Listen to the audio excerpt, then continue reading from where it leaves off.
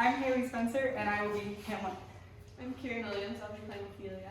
I'm Camille, Hoke, I will be Queen Gertrude and Polonius. I'm Ellie, Ludwig, and I'll be playing King Claudius.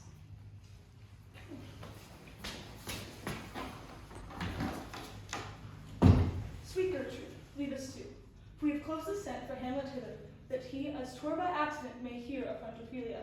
Her father and myself, lawful espions, shall so restore ourselves, that we may frankly judge of the encounter, whether it be by thy affliction of the love or no that he thus suffers for. I shall obey you. And for your part, Ophelia, I do wish that your good beauties be the happy cause of Hamlet's wildness. So shall I hope that your virtues will bring him to his wonted way again, to both your honors. And I wish it may.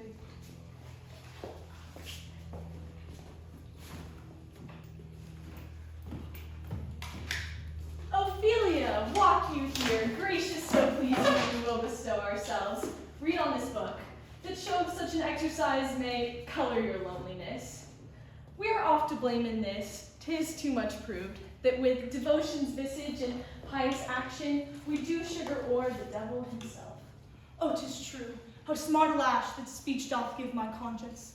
The harlot's cheek beautied with placid ring art is not more guilt ugly than the thing that helps it, than is my deed to my most painted word.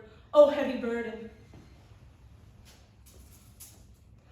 I hear him coming. Let's withdraw, my lord.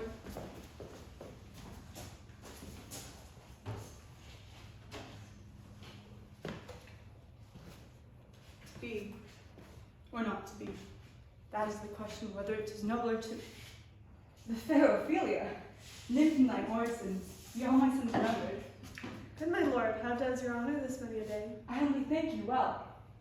My lord, I have remembrances of yours that I have longed and longed to redeliver. I pray you now receive them. No, not I never gave you aught. My lord, you know right well you did. I have these remembrances of yours, their perfume lost. I have longed to redeliver, for to the noble mind, rich gifts wax poor when givers prove unkind. There, my lord.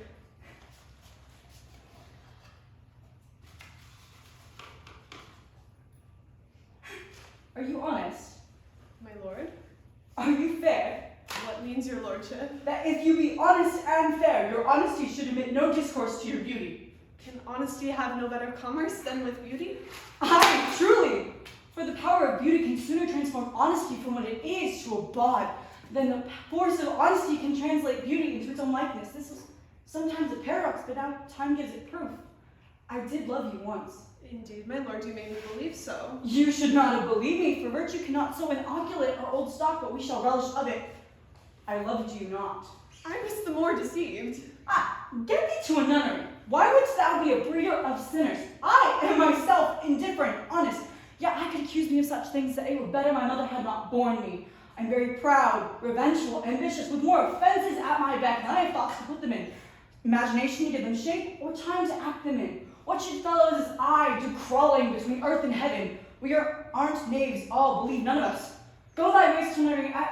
Where's your father? At home, my lord. May the doors be shut upon him, that he shall play the fool nowhere but his own house. Farewell. Heavenly powers, help him. If thou wilt marry, I'll give thee this plague for thy dowry. Be thou as chaste as ice, as cold and pure as snow. Thou shalt not escape calumny.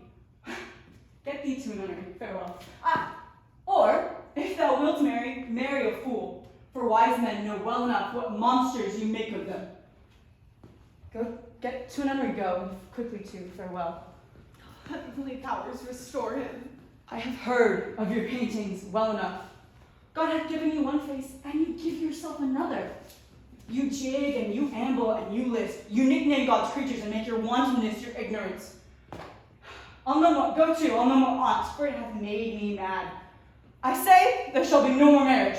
Those who are married already, all but one shall live. The rest shall keep as they are. To nunnery go. Oh, what a noble mind is here overthrown. The courtiers and soldiers and scholars, eyes, tongue, and sword. The expectant rose of this fair state, the glass of fashion and mold of form, the observed of all observers quite down, that I of ladies most deject and wretched did suck the honey from his music vows, that I now see the noble and most sovereign reason, that it's like sweet bells jangle, out of time and harsh, the unmatched form and figure of blown youth, blasted with ecstasy. Oh, woe is me that have seen what I have seen, see what I see. Love, his affections do not that way tend, nor what he spake. Though it lacked form a little, it was not like madness. There must be something in his soul, o'er which his melancholy sits on brood, and I do doubt the hatch in the disclosed will be of some danger. For, which to prevent, I have in quick determination thus set it down. He shall with speed to England for demand of our neglected tribute. Haply the seas and countries different, wherever object shall expel this somewhat settled matter on his heart, whereupon his brain still beating puts him thus from fashions himself. What think you on't? It shall do well. But yet I do believe that the origin and commencement of his grief sprung from neglected love.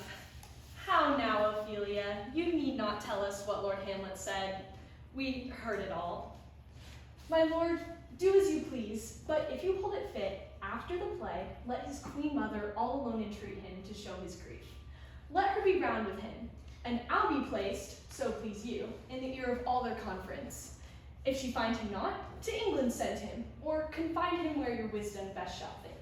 It shall be so. Madness and great ones must not unwatched go.